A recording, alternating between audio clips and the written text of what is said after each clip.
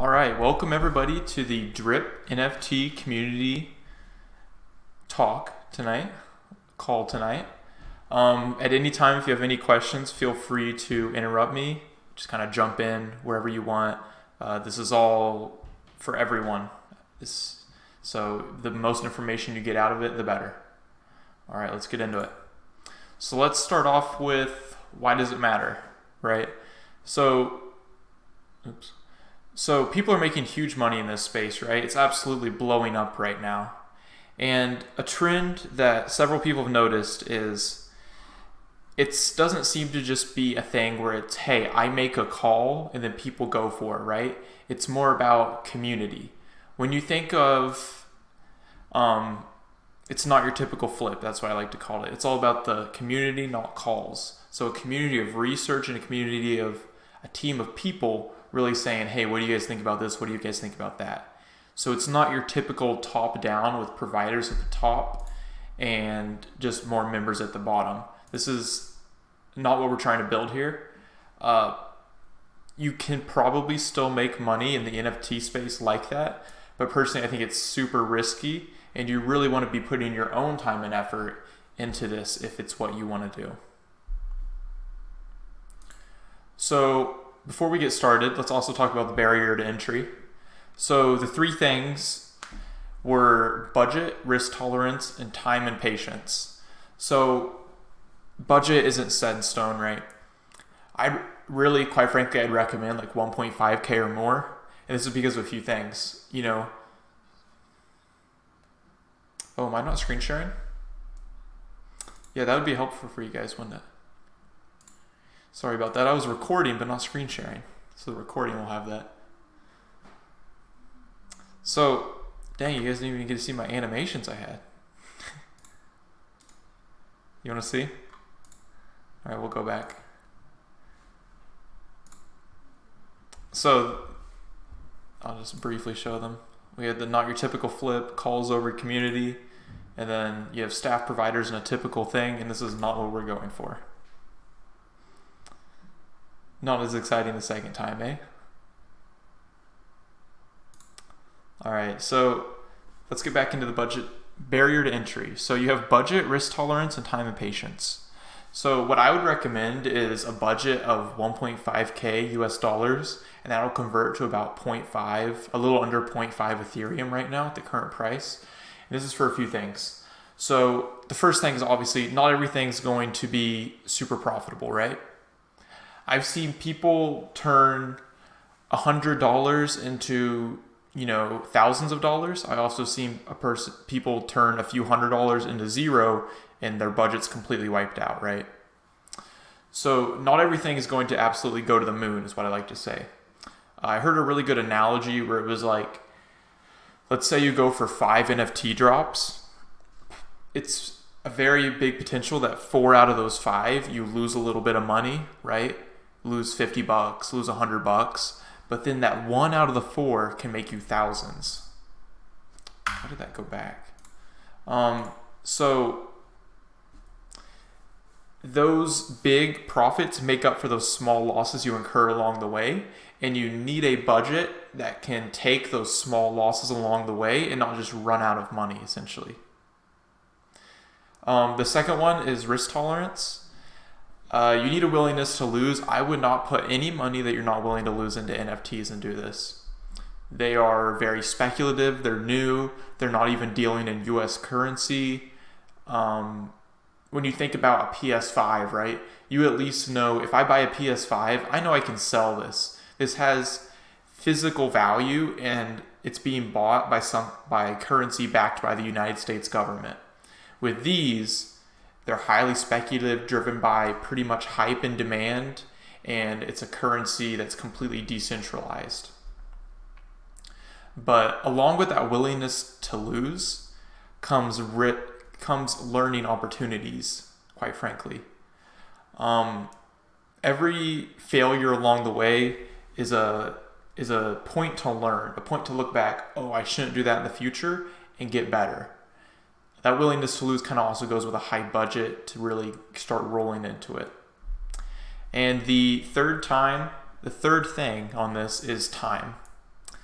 So before I bought my first NFT at all, I had researched NFTs a few hours a day after work for a whole week, right?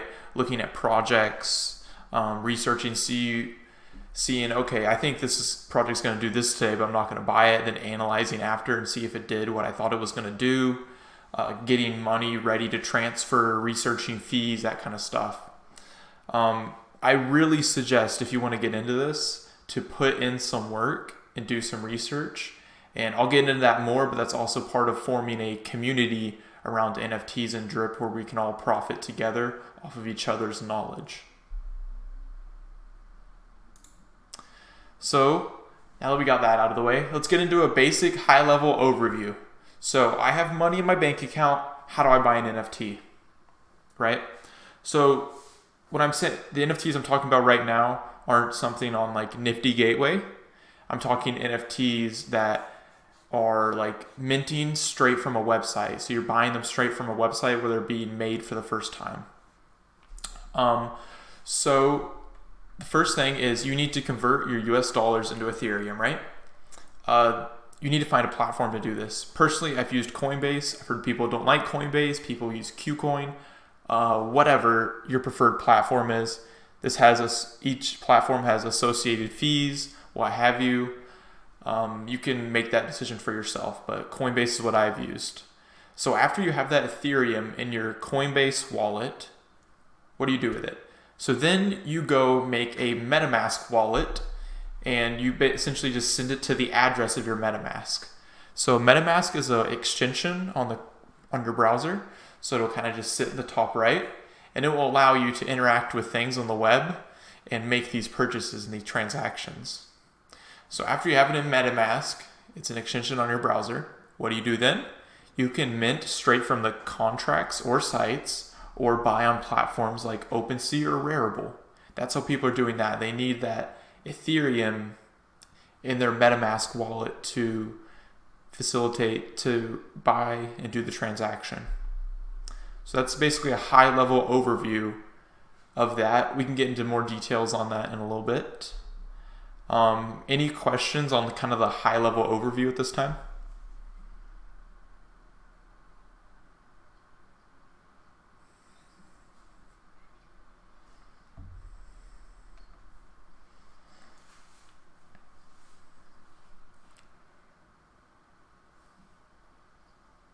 Yep. So what Milkman's referring to, 10-word phrase. So when you make this MetaMask wallet, it's going to have a 10-word phrase that acts as the first barrier for a password.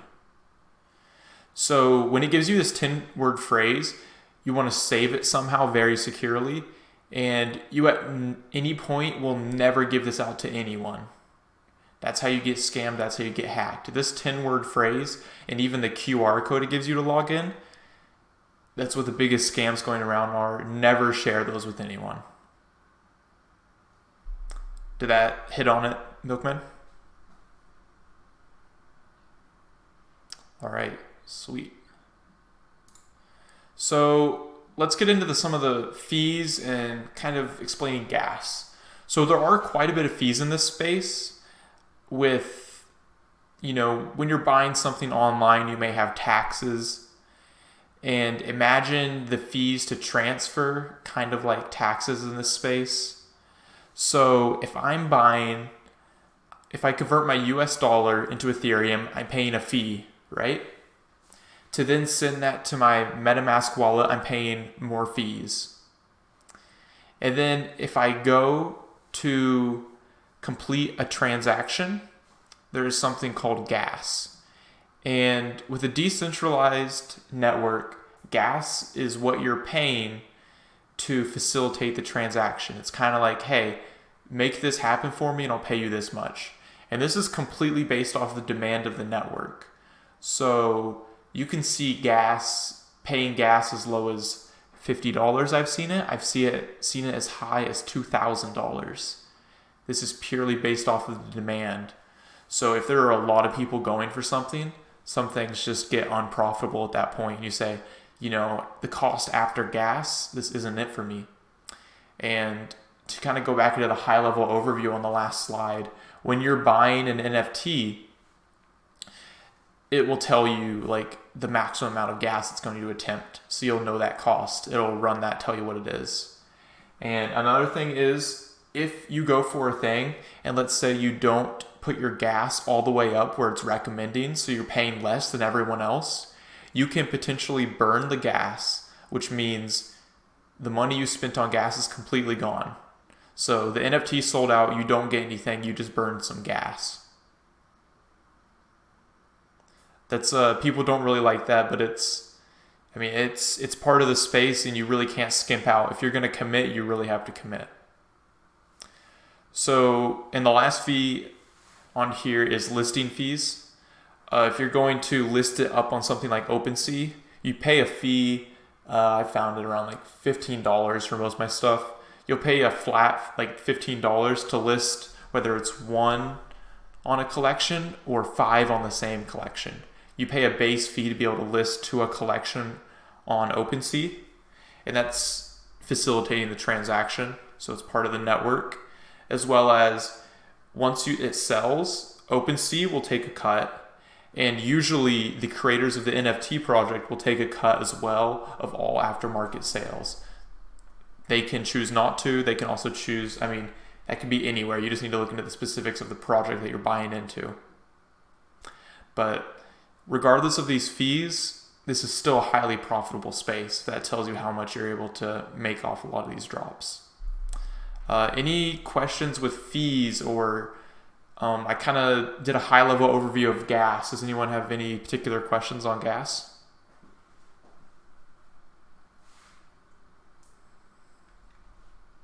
Yes, that's the fee when I was saying to put it up on OpenSea. Yep, because that's kind of you're kind of transferring that, right?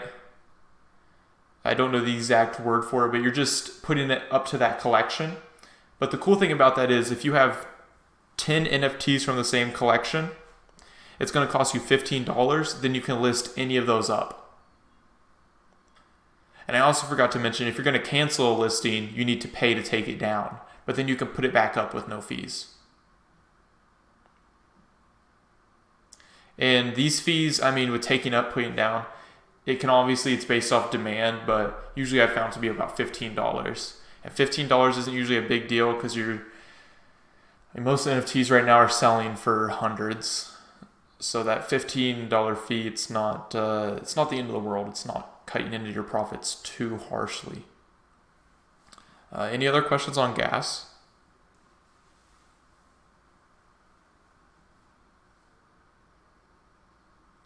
All right, I will move on. So I've went over the basis of NFTs, how you get them, some of the fees associated with them.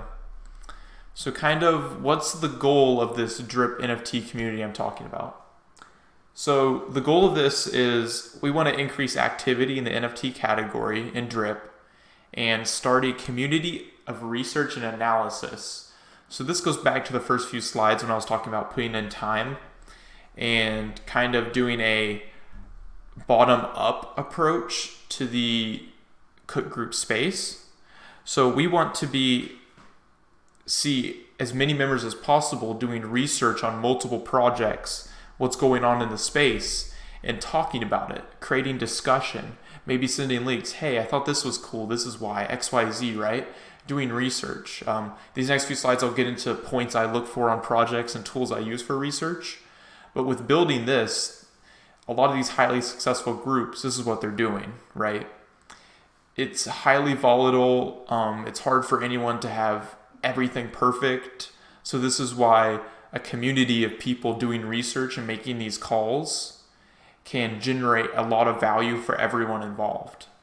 So that's a big part of this call, incentivizing everyone to increase their activity. And I'll be going over those ways to research and how I do research right now. So the things I look for in a project are hype, the roadmap, art, and influencer following. Not in any particular order, but I kind of put hype at the top, the demand, obviously. But sometimes you can make more money with less hyped or less in-demand things because you're not paying as much gas because there's not much demand on the network at the time. So hype, demand, roadmap is a term used for the plans for the project going forward. So a lot of these projects isn't just buy my ping one, right? And then I'm just going to leave. Buy 10,000 of these ping ones and we're not going to do anything. A lot of them have plans to either become a game in the future, to reward people who hold the art. They usually have some type of plan in place to incentivize holding it and create long-term value for the holders of the project. So that's another thing you want to look at when you're researching a project, or just things I look at for in a project is, what do they plan to do with this in the future? You know, is it, do I think what they plan to do is unique? Do I think it will create value? And that can influence if I go for it. The third one, which is clearly the most objective, is the art. There's some things that I think the art is really good for, and that will make me want to go for it more because I think it has the potential to blow up based off of the art. And vice versa, some things I'll be like, that art sucks, I don't like it at all, I'm not going to go for it. And this is obviously highly subjective, but at the end of the day, NFTs are art. So if you think the project looks super unique and you're not seeing a lot of stuff around it, that's not necessarily an indicator that it won't be profitable in a few weeks. It can be riskier if it has no hype or not a lot of following yet. But if you really like the art and believe in it, that could be something you're looking for. And the fourth one that kind of goes with hype is influencer following. So I have another slide with these influencers on it, talking about that. So I can go over a few of those. I usually follow on Twitter, some of them with notifications on, so I can just see what some of them would not. So I can just scroll through my Twitter feed and kind of see what's going on right now. What projects are they liking? What projects are they following? So the cool thing about Twitter is if you are following someone and you go to a page you are not following, you can see if the people you're following follows them. So if you follow a few big people in crypto and you're looking at the projects, trying to look at the hype, by the way, is usually on Twitter. That's usually what I look at, their Twitter account. You can also look at their Discord, which I'll go into another bit on the next slide. But you can see, is Gary Vee following them? Is Sam Pepper following them? Those are some big names in the NFT space, right? They're influencers. So I'd say this project only has 1,000 people, but Gary Vee follows them. That could be a potentially good sign. So that's the fourth and last thing I look for in a project. Any questions on things I look for in the project, or any people want to speak up, maybe that have gone for NFTs and have things they look for in a project?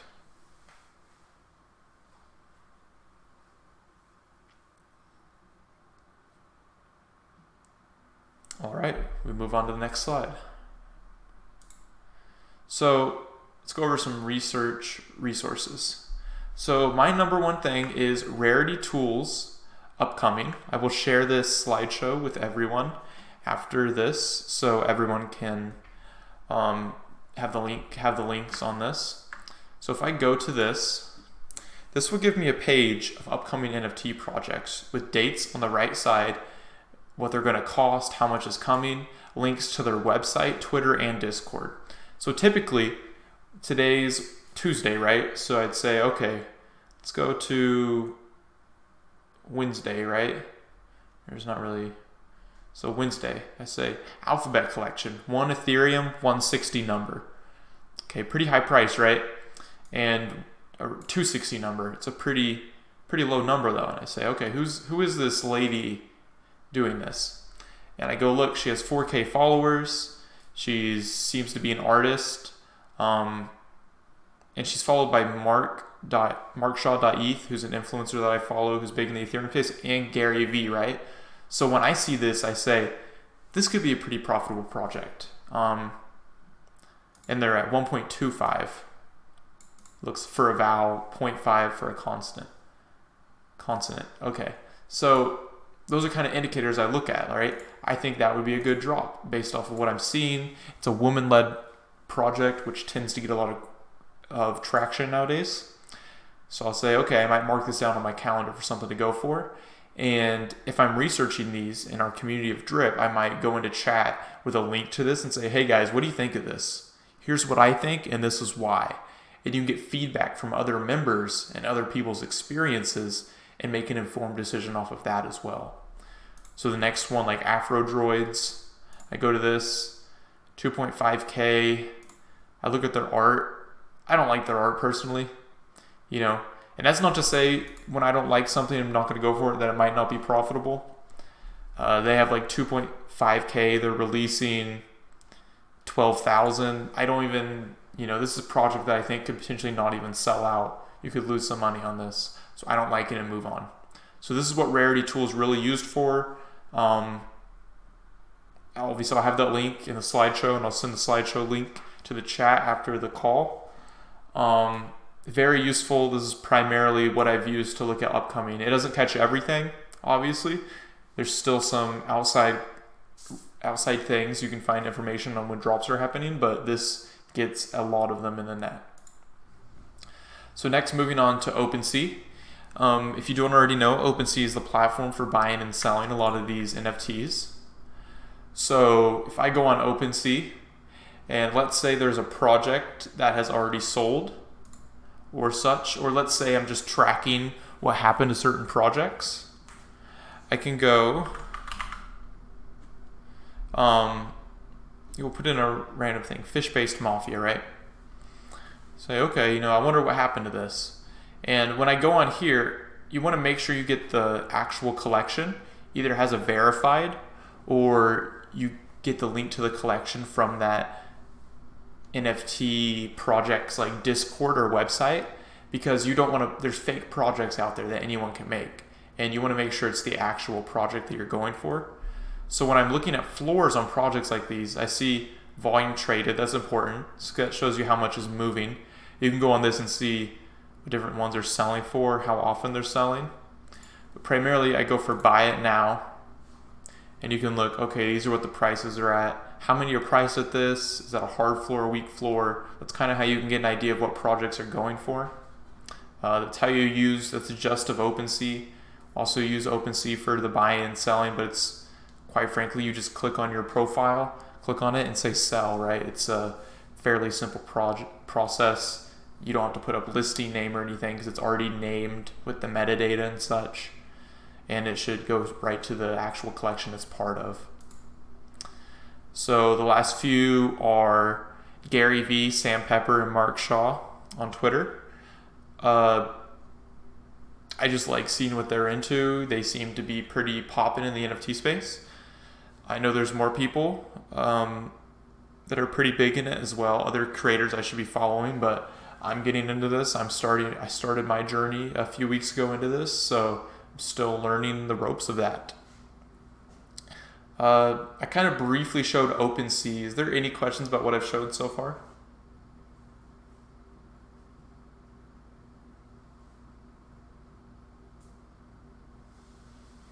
All right. So that is actually the end of the slideshow I prepared. Obviously, we can take any more individual questions or such have you, but there's some extra research on here. What are NFTs? How do I set up MetaMask? What are gas wars? How do I find upcoming drops? So I actually already linked that. Common MetaMask scams and common NFT scams. I think those are very important to watch because you obviously want to keep yourself protected because this is a very new space and this isn't, you can't just track someone like you can with a bank account and such. So that is the end of this. I will send that link to the chat right now, and I will keep recording if anyone has any questions, so we can get those answered on the recording as well.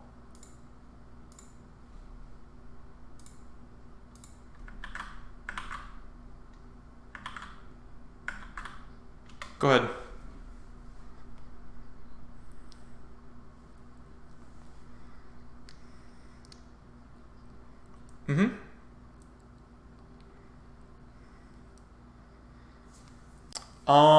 We can look at that right now. So out of all cryptocurrencies, I'd say, obviously Ethereum, one of the big dogs. It's still going to be volatile, but like I said, I recommend putting like 1.5K in and just keeping it in there and accumulating the Ethereum. Like I'm not always putting cash into it. Once you start playing and making moves in the NFT space, you can grow this Ethereum where you're never really putting your US dollars into it anymore. You really only need a seed, a bit of money put into it to start out, and that's it. And, like Ethereum's at 3.4. We can see that it's 3.2. Let's kind of look at a month chart for this. We can see that earlier this month we're seeing like 2.5K levels. But I'm not sure if I'm getting Xbox achievements. That's fine. We see obviously like a year, right? Like it was very low. Now it's very high. I don't see it going back down to a 300 range, but it's possible. But once you're that's why I said you only play with money you're willing to lose. If you're making so much money, say you make 30K, it might be valuable to look at, okay, I might want to take this out, convert it back into US dollars and like buy a house or something, right? Not just expect for it to be this price forever.